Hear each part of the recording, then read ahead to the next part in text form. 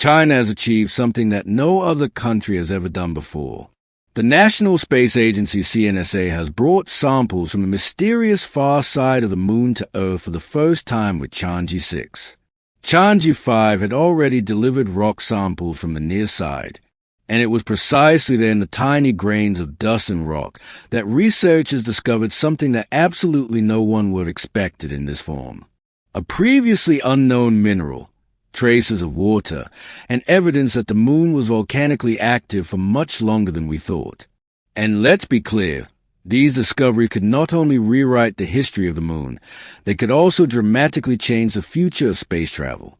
So, be sure to stay tuned until the end if you want to know what sensational discoveries the Chinese probes have unearthed on our constant companion. The Chinese lunar revolution began in 2007 with the Chang'e 1 orbiter, which mapped the surface of our satellite in unprecedented detail. But that was only the beginning. 6 years later, Chang'e 3 landed on the front side of the Moon and deployed the Jade Rabbit rover, which explored the surface and collected initial soil data. The next milestone followed in 2019 when Chang'e 4 entered an area that none of us will ever see directly, the mysterious far side of the Moon. In fact, the Jade Rabbit 2 it carried is the first rover in history to examine the hidden areas of our satellite. Since then, it has been rolling through ancient craters, analyzing once active volcanic landscapes, and collecting rocks from deep layers of the Moon that were thrown to the surface by a massive impact. At the same time, in December 2020, Chang'e 5 brought lunar samples from the front side of the Moon back to Earth for the first time since the Apollo missions, and with them, a series of fist-sized surprises. The samples contained a previously unknown mineral, traces of water, and evidence that the Moon was volcanically active for much longer than previously thought. No less spectacular was the mission of Chang'e 6, which brought us samples from the far side of the Moon for the first time ever. As a result, scientists are now able to compare the two faces of the celestial body and decipher its history even better. But why is the Moon so important to experts in the first place? What secrets does it hold? And why does it also reveal something about Earth? The true role of the Moon. Almost everyone knows that the Moon plays a key role in the formation of Earth's tides. However, the interplay of ebb and flow is by no means all that our satellite has to offer. The bottom line is that the Moon can also help us shed more light on our own history, because many of its rocks are similar to those on Earth. And even though we still cannot say with absolute certainty how the Moon was formed, the leading theory is that it was formed from material from the early Earth. In detail, the so-called impact theory is based on the assumption that a body about the size of Mars once crashed into the young Earth, hurling material into space from which the Moon was formed. In this case, the satellite would not only be a dusty companion, but a cosmic archive that tells us what our planet looked like billions of years ago. But the Moon's appearance is also a recurring focus of research, as the two sides of the Moon show striking differences. While the front side is adorned with dark lowlands of solidified lava known as mare, such structures are much rarer on the backside. The same applies to lunar mountains and ray owls. But why this is the case has not yet been conclusively clarified. Possible explanations range from the influence of Earth to a different impact history. Interestingly, the Moon also harbors valuable resources. Samples contain traces of helium-3, an element that could be of interest for clean nuclear fusion.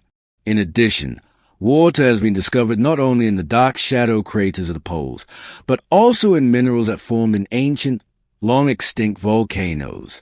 This shows that the Moon is by no means as dry as long believed, and that future Moon settlers will have many more potential locations to choose from. What China found on the Moon. The Earth has truly waited a long time for lunar supplies. But after 44 years, the time had finally come again. And on December 16th, 2020, the Chinese probe Chang'e 5 brought Moon rocks back to Earth for the first time since the Apollo missions.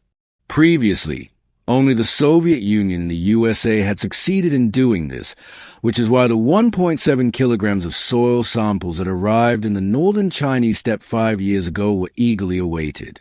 Specifically, The samples came from a region with particularly young volcanic rock that had never before been examined in a laboratory. Analysis showed that, as expected, a good 90% of the rock is of local origin and consists of 1.6 to 1.7 billion-year-old mare basalt.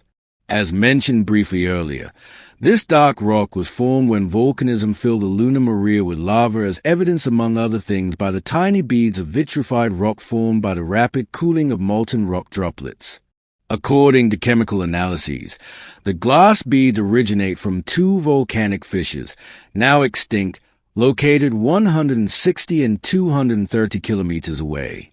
Surprisingly, however, the situation is quite different in the case of the remaining 10%. These are a colorful mixture of minerals, some of which originate from up to 300 kilometers away. Scientists assume that some of the exotic admixtures were stirred up by meteorite impacts and hurled to the sampling site. But that's not all. At the same time, a research team in Beijing also identified a previously unknown mineral, which was named Chang'e Y.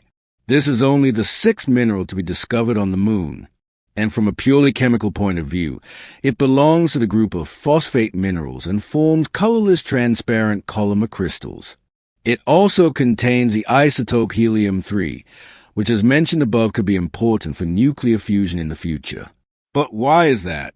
Well, when used together with deuterium, the reaction would not produce any radioactive waste, unlike classic nuclear fusion with tritium. The catch, however, is that no technology for commercial helium-3 fusion exists yet, and that huge amounts of the isotope will be needed to generate energy on a significant scale. Surprisingly, late volcanism and the discovery of water. Apart from that, the analysis of the samples revealed another exciting detail. Our companion was volcanically active for much longer than previously thought. More specifically, the analysis showed that the basalt in our Nias Psellarum was formed 1.963 billion years ago, making this region one of the last volcanically active areas on the Moon.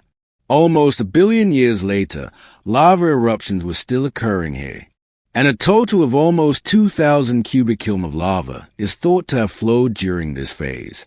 However, it's both interesting and puzzling that the samples do not contain unusually high amounts of radioactive elements. This means that the previous explanation that uranium, thorium, or potassium prolonged lunar volcanism is not correct. As a result, scientists are faced with a tricky research puzzle.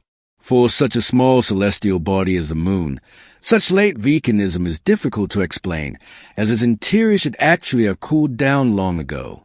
Currently, the Earth's tidal forces, or previously unknown mineral composition of the lunar mantle, are being discussed as possible causes. However, another breakthrough achieved with the help of the samples is also being discussed. For the first time, chemically bound water has been detected directly in minerals. Unlike earlier measurement, which only provided indications of water signatures, laboratory analysis confirmed that even in sunlit regions, small amounts of water lie dormant. However, this water is not present in the form of ice or liquid water, but as tiny molecules firmly embedded in the mineral structures, and that has enormous significance for the future. The water could be used as drinking water for oxygen production, or even as a raw material for rocket propulsion. For lunar bases, this means that they would no longer be limited to the dark polar craters. Theoretically, water could be found almost anywhere on the celestial body. But how, and this is a crucial question, could the Moon's water actually be made usable? Well, Chinese scientists have already shown how it can be done. To extract relatively large amounts of water from the lunar soil, hydrogen-containing minerals are heated to produce water vapor.